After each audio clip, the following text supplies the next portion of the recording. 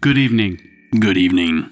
Welcome to the Moral Combat Podcast. My name is Nathaniel Blawstone. I am Zachary Blawstone. Which means that we are related. This is my sibling. That's what that means. It means that we are brothers. And welcome to the podcast, the number one religious trauma podcast in the world. Woo! You hear that? We just got the award for being the number one podcast in the world, but we added the religious trauma part of it because that's our specific theme to this cast. Yeah. But we did just get the number one podcast in the world. Thank you for being here. Thank you for being here. What's up, dude? How's it going? It's going, man. It's just another week. Yeah, welcome to another Sunday evening here in the garage. Yeah. We are not the number one podcast in the world. Should we turn these lights on? Yeah, we should turn them on. Good memory. The last two podcasts, we have forgotten to turn the lights back on. And we look a lot better now. And now we look shiny. We did a lot of tests, and the color actually reflects off of our skin better than without it. So, who was the band that did the shiny happy people holding hands? Oh my God, dude. I would never be able to remember that. Do you remember that song, though? I can remember it kind of. Yeah. Why did that make you think of that? Because the lights? Shiny. No. We said shiny. I was like, shiny happy people. Here at the Moral Combat Podcast, we normally talk about religious trauma. We were both raised in the Christian evangelical faith from birth. Our father is a pastor, actually in the same county that we're doing this podcast. So you can imagine, it gets a little fun at times. It's a little fuzzy. And we're constantly seeing more people from our religious trauma past following this podcast. So if you're watching and you know who you are, welcome. Yeah, welcome. Welcome to the Moral Combat Podcast. This is episode 53, which means we've been doing this for more than a year. Yeah. We are extremely experienced podcasters. So experienced. By far the highest tier of experience. Last week with our thumbnail, if you literally want to pause this, if you're on YouTube, you could look at the thumbnail picture of our last podcast. We were holding our new business cards. Indeed. And we didn't mention them on the actual podcast. We forgot. And Seabogue Design, also our graphic designer, that is her tag name, follow her everywhere. Chantelle Bogue is in-house again with us. We do not have the available camera on her, but she is here and she is working on our social media platforms. These are the colors, right? It's beautiful, Chantelle. It's very And on good. the back of we love it. Moral Combat. And then on the back, QR code. So it goes right to our Linktree. All the links and things. Come on. And it says healing through conversations with Zach and Nathan. Mm-hmm. Do you feel like that's what happens here on the Moral Combat Podcast? Do we heal through conversation, Zachary? Oh, that's the only reason why we're still doing it, baby. That's literally the only reason we would have quit so early on if we were not healing.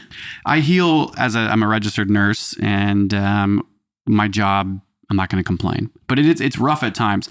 One of the reasons why I feel like why I still enjoy my job is because of the conversations I have with my patients. Wow. And my nurse coworkers. We all support each other, but all of my job is having a conversation to have some form of anxiety, stability, or stress. So there's so much healing that comes in conversation. I mean, we're a communal species, and words are for communicating. We should be using them with one another. No, seriously. So that's what we do here in the Moral Combat Creates Podcast. Connection, creates relationship. And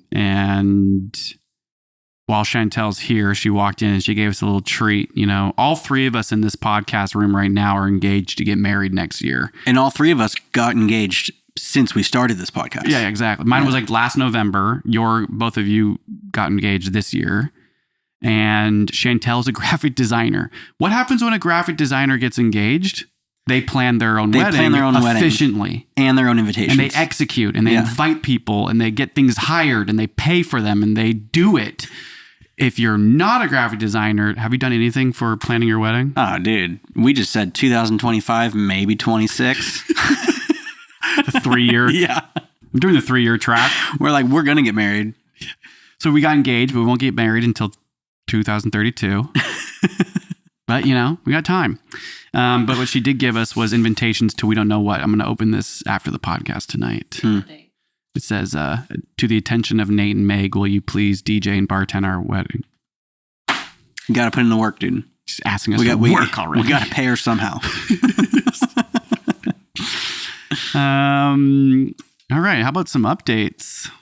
Dun, dun, dun, dun, dun, dun, dun, Last updates. Yeah. Dun, dun, dun, dun. Welcome to updates. Last week, Zach gave us a update on his life. I updated you on my life. But one of the things Zach said was that he was going back to school, or at least you applied. Any updates about you applying to the Sonoma State University You can say it, yeah, biochem degree? I applied to Sonoma State for biochemistry, and I have officially got accepted. Oh, I'm so sorry. It's like one of those applauses where you're like proud, but you're just like, oh, tough. I'm like, how are you sleeping? Yeah, nervous. Yeah. Scared about what you've decided? No, that's insane. We knew you were going to get accepted, but now that it's official, one of the greatest things about having a podcast with your sibling is every week you get to think like how things have changed from the last week that we recorded something. And so how do you feel about it? You're literally starting in January, so you got some time, but I'm nervous, man. It's scary. I'm pretty nervous. Something about us Blossoms is we have to do the hardest track every time. Yeah. And we know we can do like really hard work, and we never choose the easy way out. And I could have chosen an easier degree to get a bachelor's degree to use to go to med school. But in my back of my head, I was like, I want to be the most prepared for med school I could possibly be.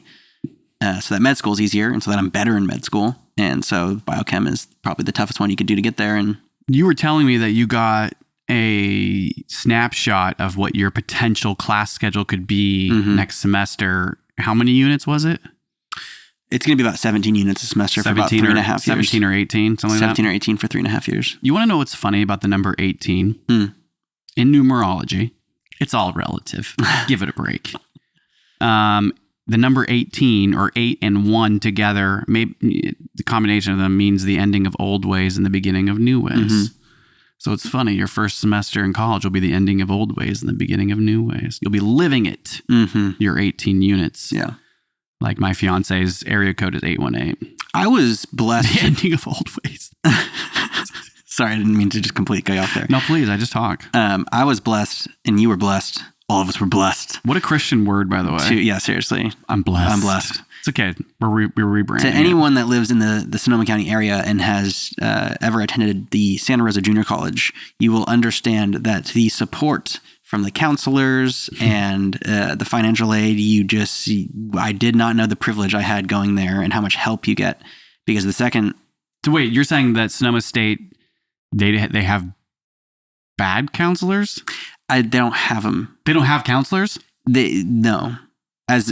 So my partner also goes to Sonoma State, and so she was trying to explain to me how you go see someone to talk to, because I want to talk to people about my schedule, what I'm looking at, and there's no counselors. You have to go to your section of the school and go to a professor and have them tell you what to do. Oh, so they have like professor counselors. Professor counselors. Oh, weird.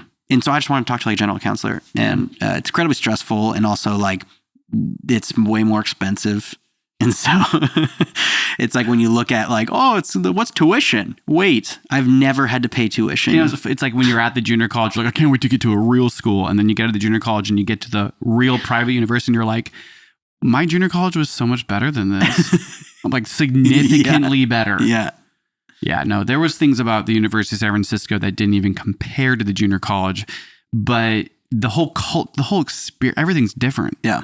That's just like, yeah, I don't even know how to like describe why that's the case. But the moment you leave a junior college and you go to like a state school or a private school, it's pretty instantaneous. You're like, oh, this is why people want other things.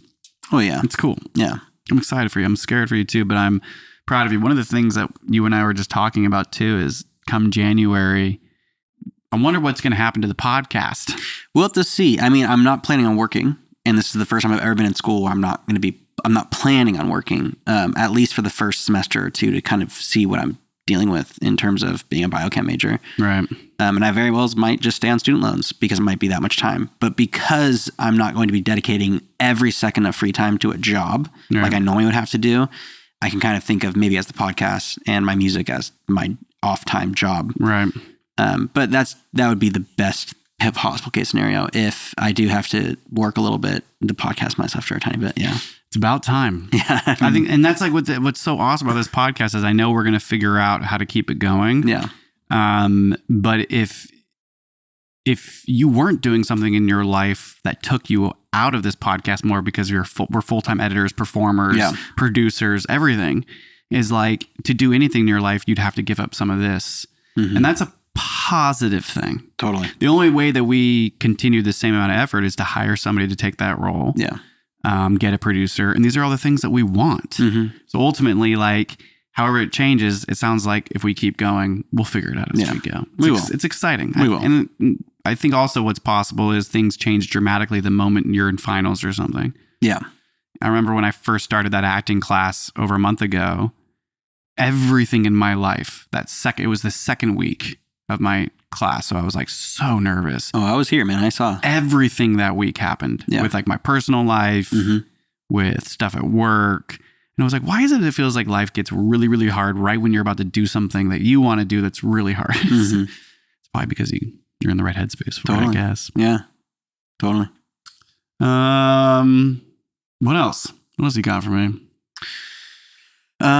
It is coming up on a month. I have been on disability and I have yet to receive any money. So that's really fun. Yeah. That sucks. But other than that, that is my life now, is waiting for school to start, figuring out how I'm going to get enough money to get till school starts. Cause my back still hurts. It's healing, but it's slow. And, it's stressful and a growing time in life. I'm going to set some goals right now in this podcast. By the time that Zachary starts school again, I will have professional headshots taken. Okay. Because I'm going to be building my own acting portfolio online, website and all that. I'm going to have a video. I'm going to say one because time flies by so fast. One video for my reels, because you have to build like a portfolio of reels online. But I kind of want to like try to see if I can audition for something by the end of the year. You could set up this podcast for auditioning videos. Totally. Because I start my second acting class this coming Tuesday. Second. Yeah. Wild, dude. Last week I did the speech to the players, Shakespeare. I know. And I just posted the video today. The short, really? No, the clip. So I'm posting clips before shorts now. Oh, I see. Yeah. It's great, dude. I do this nice little tight zoom in as you're doing the whole thing. You should watch it when we're done with this. I'll watch it. Yeah. I have to watch myself or I won't grow as an actor. It's true. The hardest thing is watching those like audition tapes we do in class. And I'm just like, I don't know if I'm ever going to make this. I don't know if they're ever going to hire me. Yeah. But, here we are. Yeah.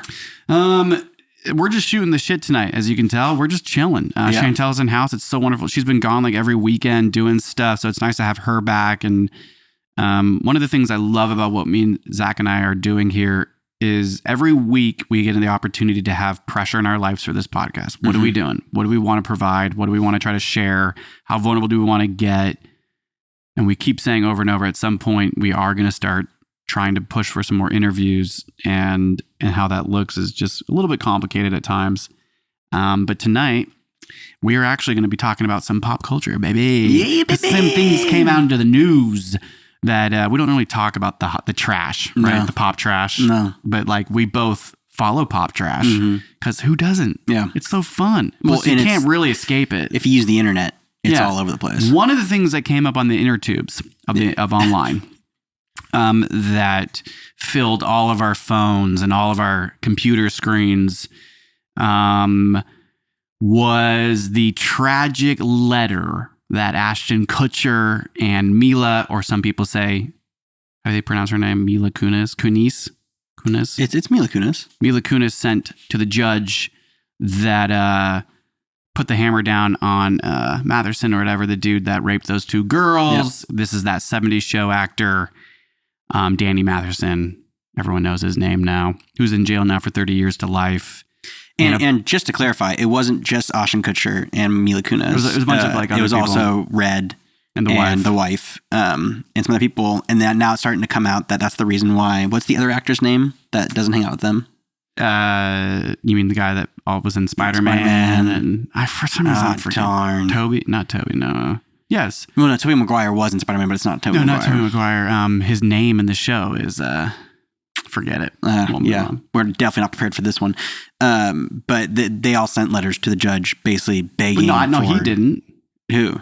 The main character of that 70s show? Oh yeah, no, not the son. Yeah. I was saying everyone but the son. And the whole thing is everyone didn't know why he wasn't getting along with everybody, and that he didn't like everyone to hang out with outside of the TV show. And then right when the show ended, he never said anything to anybody and left. I feel like if anybody has a phone, they know what we're talking about. So Topher Grace. That was Chantelle in the background that you can't hear. Thank you. Wow. Thank you. I'm so not used to this. Yeah. Having help. So you were a big That 70s Show fan. Because the reason why I wanted to bring this one up is because obviously it's like fucked up. Yeah. Okay. Famous people are so disconnected, and I don't want to just judge famous people or whatever, but I think now, like, it's just so obvious how disconnected from society people are. And then now everything gets publicized. Like anything gets released, it's like the whole world or the country gets to be like, look what you did, when this stuff's been going on forever. We just never knew about it, right? Yeah. The people that we supposedly and it's not just look up to. It's not just the famous people. I think you categorize the famous people as part of the 1%, because once you get enough fame, you're getting enough money and enough tension that you can continue to get enough money and enough tension for the rest of your life. Right. And then you're part of the 1%. But then you start living these lives for some people, like the actors in That 70s Show, their whole lives have been wealth and fame.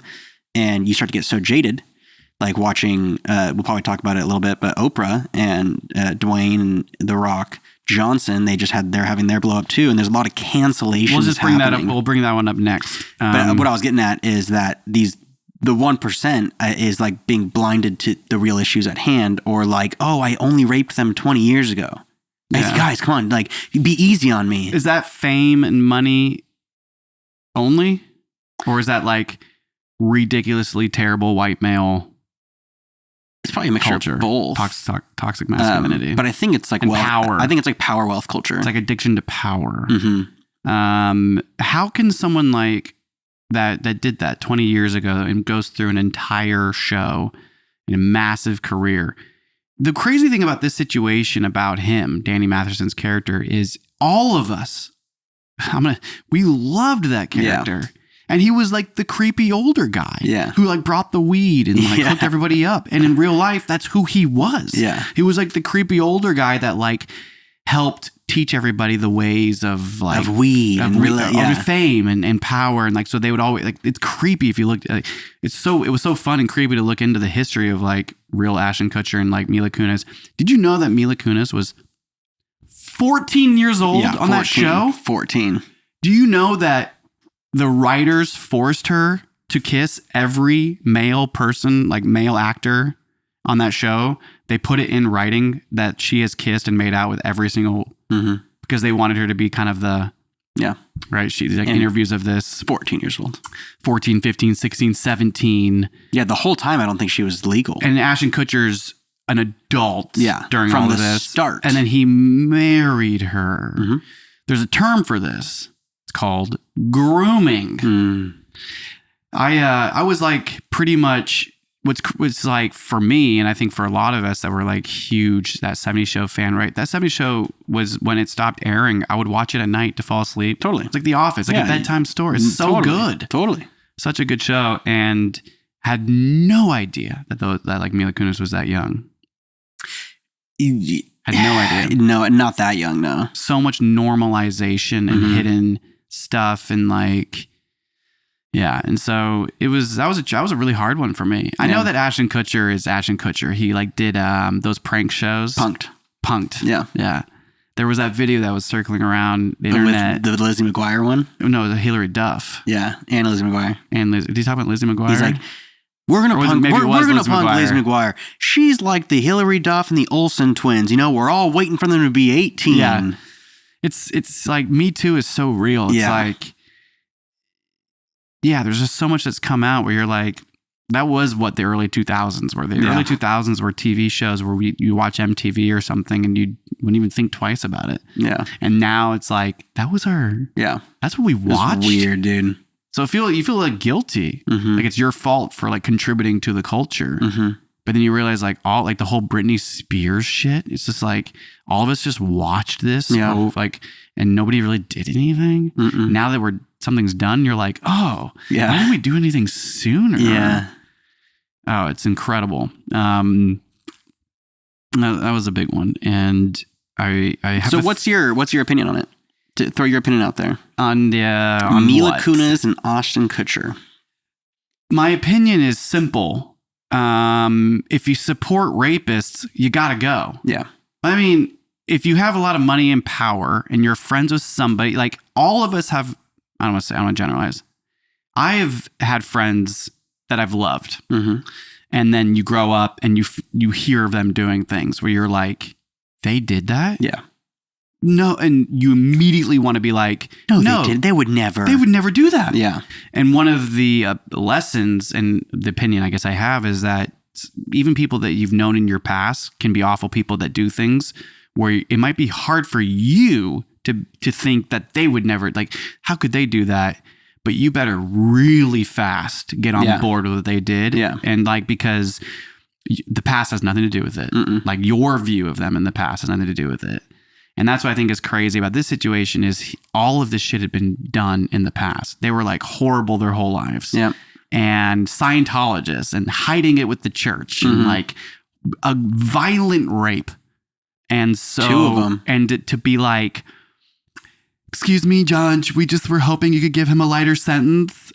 Like that is a crazy thing to do. And I just think it, unfortunately, my opinion is I know that Ashton Kutcher isn't the greatest actor, but I grew up watching this dude. Mm-hmm. I grew up with him. Mm-hmm. And like, I'm in acting now and I love like Hollywood and the fun shit and pop culture and all of this. And so it just breaks my heart, but it's also like, it's not breaking it that hard because, I just haven't been able to stop really thinking about these victims. I don't care for people who have had that much success, any bad that comes to them. That's just the way I feel because it's like you did the bad thing. It's not like we need to feel sorry for you. And also you're never going to have like the true toughness of working a 9-to-5 job, barely making your rent. You're going to be so settled the rest of your life. And if the problem with that is, oh, I got canceled when I was 45. It's like, but you didn't until then. And you had 20 years of pure fame and you were probably rude to a lot more people. You probably did a lot more hurtful things that aren't out in the open. And I'm with you. I am also in the camp that's like, well, I think wealth inequality is a real thing, obviously. And so there's so many, everything trickles down off that. But that I'm not in the group that's kind of like, you've worked your ass, maybe you're not from money, you know, like, and you've worked your ass off and you actually made it because you're talented. Or you've made it because you got a good, whatever it is, and you made your money and you're smart about it, and we should just hate rich people because they're rich, right? Like it's hard for me just to go to that camp, but I do really strongly believe in wealth inequality, and what I think happens when you become extremely famous and wealthy for so long, like you forget the inequality. You forget a lot of things, and all of a sudden, before you know it, you're sending a letter to a judge, trying to ask a judge to change their mind with a friend of yours that raped women violently. Mm-hmm. It's a pretty big gap. Yeah. And being able to like see maybe what's really important here. Victims of rape or the rapists. End of story. Mm-hmm. And if you think the rapist is more important for any reason, you're wrong. Yeah. It's like totally wrong. Yeah. But it's kind of ironic that he's been running a business for a really long time and trying to get girls out of sex trafficking. Yeah. His sex trafficking business. And I'm sure, yeah, I just don't know too much about any of like the backgrounds. It's like, but that's also what's been really weird, right? Is billionaires, millionaires, famous people do a lot of work to make the image so beautiful. I think Steve Bezos just announced he's selling Amazon for like $999 billion or I don't know, something crazy. And he's donating all of it to charity. Can you believe that? He's donating all of his wealth to charity. I didn't hear anything about this. Where'd you hear this? Probably because a lot of these things don't want to be that big. Yeah. So if they do get out, you just see the thumbnail that's like Steve Bezos donates $1 trillion wealth to charity. And you look into the charity and it's his private family's charity. I know, yeah. That funnels all of his money back into his. Yeah. So it's all a lie. It's all a lie. Mm-hmm. It's all for the image. I think that a lot of what's crazy is when Me Too happens, like you said, it doesn't have to be fame. I think a lot of it is fame in Hollywood because there's so much fucking disgustingness in Hollywood. But that, I forget where I was going with this. Me Too, Jeff Bezos. Yeah, the Jeff Bezos thing was just that like, it's scary when it feels like everything that we've known is a lie, you know? And it's like a lot of time goes by, but like, it just sucks that like Kevin Spacey on House of Cards and growing up with all of his movies and being like, now, like I haven't watched a Kevin Spacey film since. Yeah. Well, he doesn't really get many movies anymore either. But he has a whole history of amazing films. And I just haven't watched his films. And that's like, you know, like Seven is a movie. I guess, nope, we did watch, me and Megan watched the movie Seven. I'm bringing this up because I just saw it, but didn't his case get written off? I don't know. I have no idea what you're talking about. Or at least in like England or something weird like that. That wouldn't surprise me. These rich, powerful people are trying to get this shit off their name every left chance they get. But my point being that like you can have all this life of fame and then you can end your time in the fame light by paying, like by making it look good in your name, right? That's the whole idea, is if you can make it out, you can do all this horrible shit, but your name stays clean. And so you had brought up Dwayne Johnson and Oprah. These are people that have like had reigns and fame and money. Like Oprah's been a household name forever. Yeah. Powerful name. What were you talking about? More pop culture here on Mortal Kombat. So they came out about the Maui fires. And just to be clear, Oprah has a handful of properties in Maui right where the fire happened. And if you zoom out on a map, you'll see everything burned around everything but her property. It's a really strange. Really? Yeah. I haven't seen that. You haven't seen that? Oh my God, dude, you got to look at it. It starts the conspiracy. It only starts there. It just gets deeper and deeper. Ooh. And then so we already, before they even came out, we already saw that. And we're like, Oprah, sus, super sus. Whatever.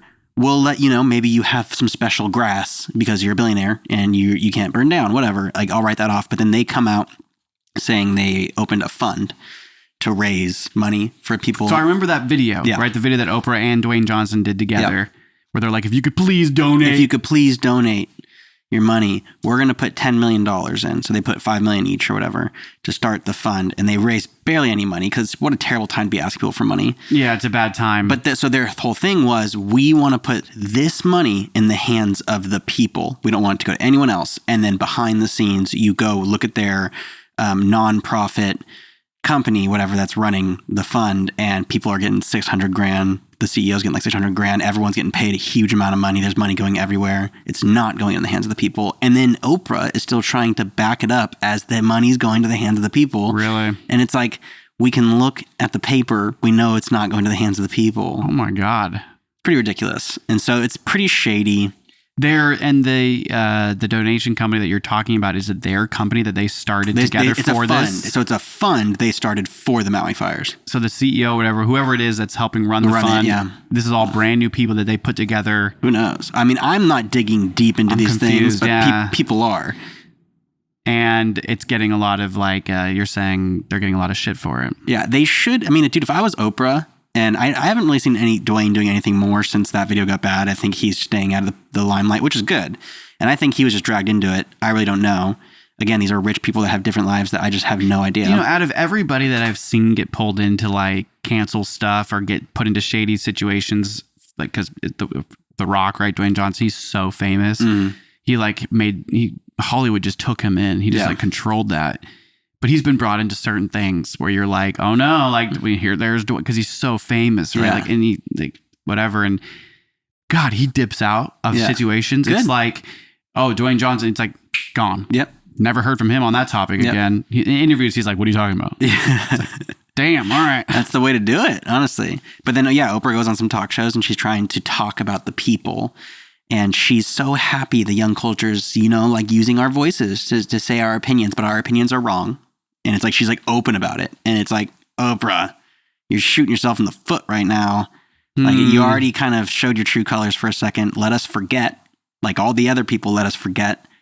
And she's just not. So am I supposed to take a story like this, right? Because this is the whole thing about canceling, is Oprah we all watched her. Oprah's favorite things. She gave so much stuff to the poor. She's always for the people. Her entire brand was for the people. She gave stuff to the people that came to her show. That's what I'm saying.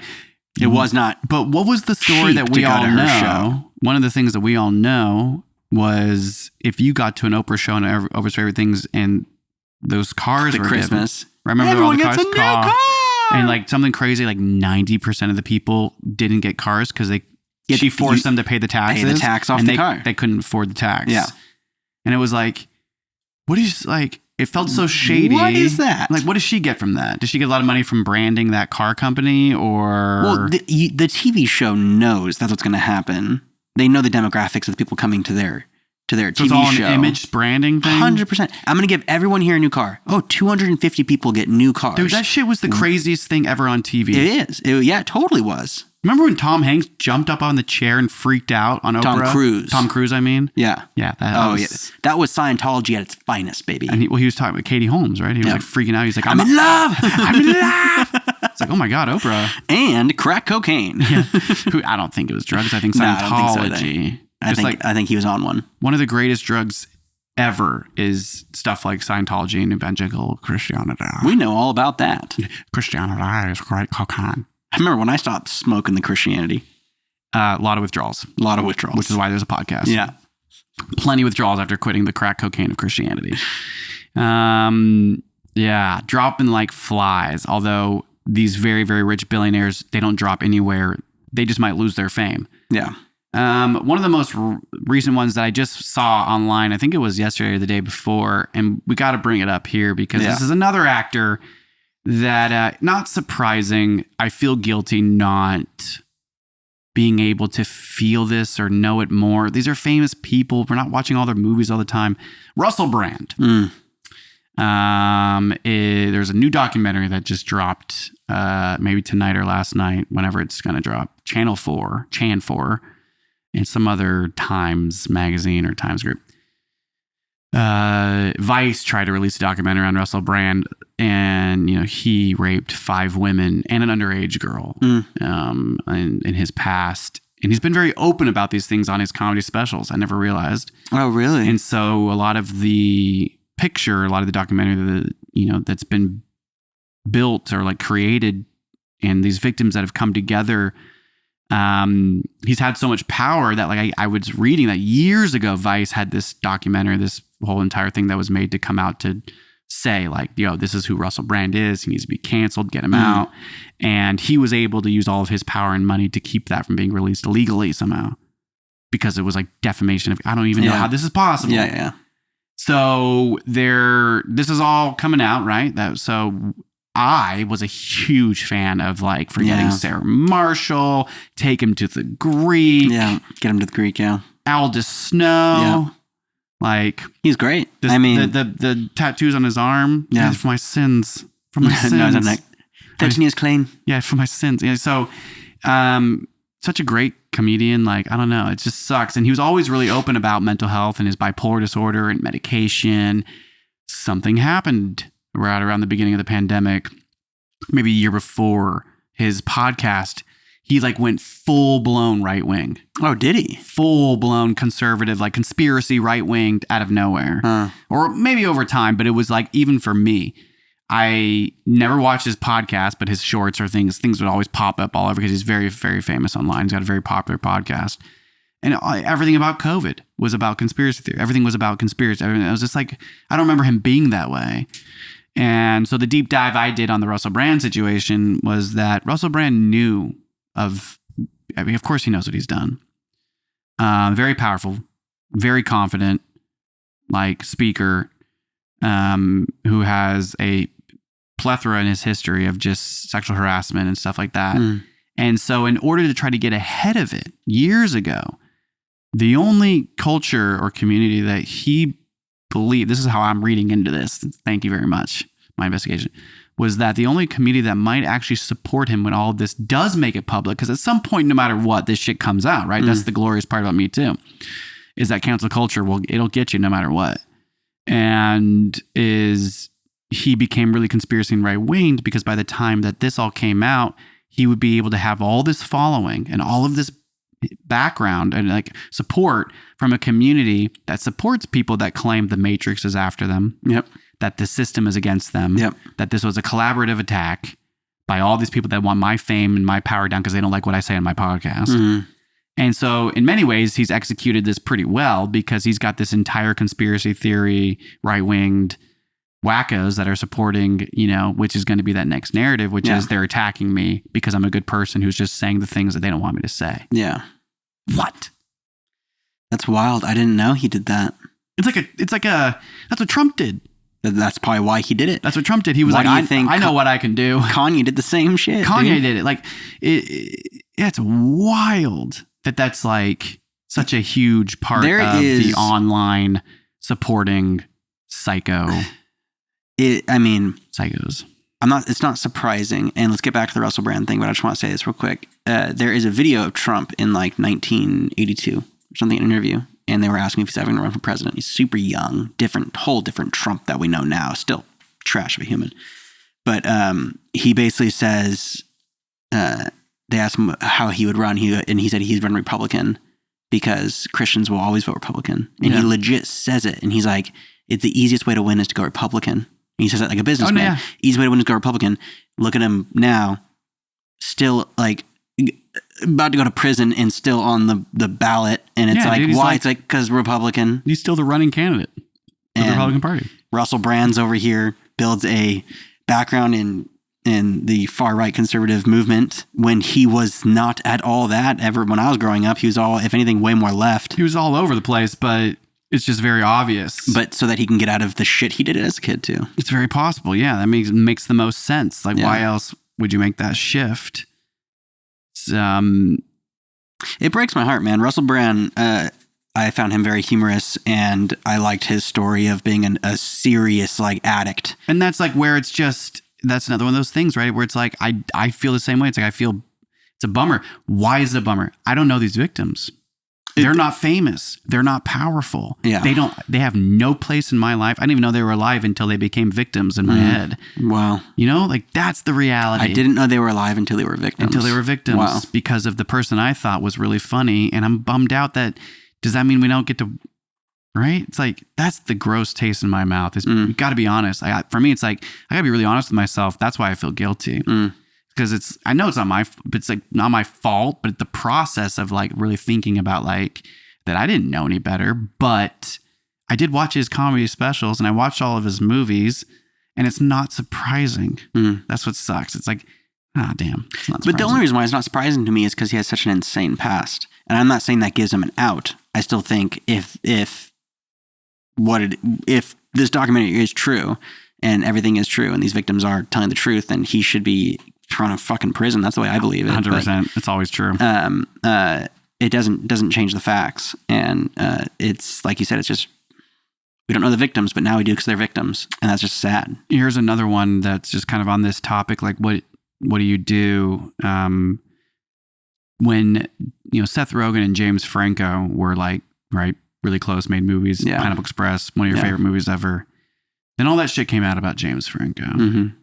About his sexual harassment, and Seth Rogen and James Franco haven't done anything really ever since. But it wasn't ever since. It was actually quite a bit before. Oh, but because it came out before, or we didn't know why Seth wasn't working with them. But we know now. We know now. And it's like that's what you do. Yeah, time to go. Yeah, sorry. Yeah, but we've had 20 years of friendship. Yeah, but during those 20 years of friendships, you never told me that you fucking rape people. Yeah. Or he's a narcissist and tough to work with. We really don't know. But we should probably be following that in the media more. If it's like, oh, this famous actor no longer works with this person. It's like, why? Ask yourself why. I don't know. I feel like it's just like any other. It's just, this is the job that's famous, right? It's like if you work in Hollywood, you're putting yourself out there and they follow you and they make money off of your life. And so all of this is gold for like, publicity. And I mean, that's why we're talking about it. Yeah. It sucks that it has to be like nasty shit. Well, and it takes a certain type of person and a lot of motivation to rape someone. Like you don't just, Jesus. We were drunk. That's not one, an excuse, but two, a violent rape and just having sex with someone without consent is like a choice. And if you did it multiple times and you got caught and you're mad about you being caught, it's like, dude, you know how much effort it takes to have sex with somebody? So gross. So much effort. And to force it upon them, it's like you're what we call a rapist and you're probably a little psychotic and you should probably be in prison. Yeah, it's just, and and the famous people that do these things are the famous people that get talked about during them. And it's just, my heart goes out to these victims as somebody who has also, in my past, experienced some pretty severe sexual harassment and had a big effect on my life. You know, those experiences just as I identified as a man and what that meant. And it created so much toxic masculinity and insecurities and it just takes so long to heal. And so so sorry. Yeah. My heart goes out to any victim of sexual harassment and trauma. And something I found interesting about our podcast, but like sex is a big topic. Sex sells, right? Like whether it's really good or whether it's bad, whether it's in movies or songs or whatever. There's just a lot to talk about around this idea of sex. And I think like on our show, we talked about sex in the past. And this is not the way that I necessarily want to talk about it. Yeah. But it's time to, unfortunately, put a hard stop on Russell Brand and Matheson. Well, obviously, yeah. Obviously. And then Mila Kunis and Ashton Kutcher are off the table. Sucks. And sadly, like Red and the wife too. I'm not vibing them either anymore. And so the question is then, as we are about to wrap up this pop culture podcast for you, are you going to watch that 70s show anymore? Probably not. I haven't really watched it in a long time though. I don't think we can. I mean, why would we watch it now? That's what I'm talking about though, is I watched that show so much and I haven't watched it in forever, but I'm not going to watch it anymore. Yeah. It's the show's canceled now. Show's canceled. Yeah. But it wasn't just Ashton Kutcher and Mila Kunis. And sadly, Mila Kunis kind of feels like a victim in this whole thing. Of course. It was so sad. Of course she is. But she's supporting all of it. Because time has passed. Yeah. Like we've all grown up. It's not up to us to decide what a woman does or doesn't do with her own body and life now. Like, you know, like she's a woman. She can make her own choices, or she identifies however she identifies. Like it's just hard. Like, it's like you have to be in the moment, but you have to be honest about the past. And being honest about the past is that it's very obvious that she was young and groomed, and who were we to say anything else besides that? That's all we know. Yeah, true. And she's had a great career. So yeah. Oh, that's what we do here on the. That's what we do here when you're on the Moral Kombat podcast. We just do what we want to do when we get back done. We just shoot the shit here. We shoot the shit. We get back to something. We do have house support today with Chantelle Bogue. So she did look up the Jeff Bezos fact that I said. Remember how I said earlier? I do remember how I said that he sold all of Amazon for $999 billion. Yeah, we all heard it. All of that's a lie. None of that's actually fact at all. And I like to do that sometimes. I like to say things that are so far from the truth, but it sounds great on camera. Totally. It was something like he sold part of something on Amazon for like $10 billion that he was putting into his Blue Origin company, rocket company, all of it in the name of climate change. Yeah. I'm going to let you decipher what you want. You analyze fact what you think about there. That. Yeah, I don't know. Well, I don't know. His private yacht cost $500 million. Yeah. So those two things don't add up. And his spaceships probably don't help climate change at all either. No, but we got to go mine those asteroids, baby. Got to mine those asteroids. Got to make $1 trillion. Let's go on over to the Game Girl. Cool. That's fun. Welcome to another episode of the Game Cam. I just used the Jaguar screaming. We went for like 28, 30 weeks of the same thing every time. And now every single time I'm like, I'm going to do something different every time. You should do something different. Switch it up. We were doing Mario Kart 64 because here on the Mortal Kombat podcast, we believe in connecting with our inner child. And this, for the first time ever, the 4.0s were an even split. I won one, you won one, I won one, you won one. This is going to be Mario Kart 5.0, right? Or is it 4.0? Big Donut 5.0. It's Big Donut 5.0. Love it. Why are we keep playing this game? We played this game literally for 10 years as kids. That's it. We only played this game, literally. Yeah. And so that's why we're doing it. You're going to do Yoshi? I'm going to do Dude, I haven't been Yoshi in a minute. So here we go. Big Done It 5.0. These games tend to be a little bit quicker, smaller map. I am recording, and everything should be in focus, unlike last week. I spinned out. No. I actually spinned out. Spinned out or spun out? You know, Napoleon, you can leave. You know, Napoleon, you can leave. Yeah, you won the last game, didn't you? I did. I just murdered, dude. Wow, you actually hit me. Oh, you just fell off. Because I panicked. Because I can't believe I actually used that block. And I...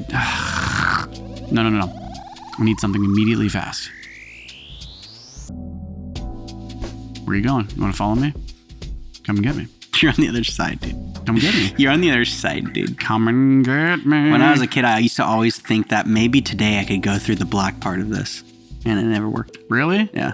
It's funny. I used to have those thoughts too as a kid. And all those invisible walls. I know. So many invisible walls. Like, we used to really bother me as a kid. Like, what's the point of making video games if you can't go there? Yeah. Wow, that was hot. That was double. I knew you were going to shoot it at me. Oh my gosh. Oh, snap. That was crazy. How did you get 3 again? Oh, you lucky son of a monkey biscuit. Oh, what does that even mean? What's a monkey biscuit? You know what a monkey biscuit is, dude. Everyone knows what monkey biscuits are. Sounds gross. They're biscuits you give monkeys. Yeah. Oh, what a play, dude. We call that a mine. That was beautiful. You mind me. I mind you. Oh, yeah, let's do it. Come on. Let's go right through each other. Let's be invisible. You should probably run. Yeah, run. Run. Oh, I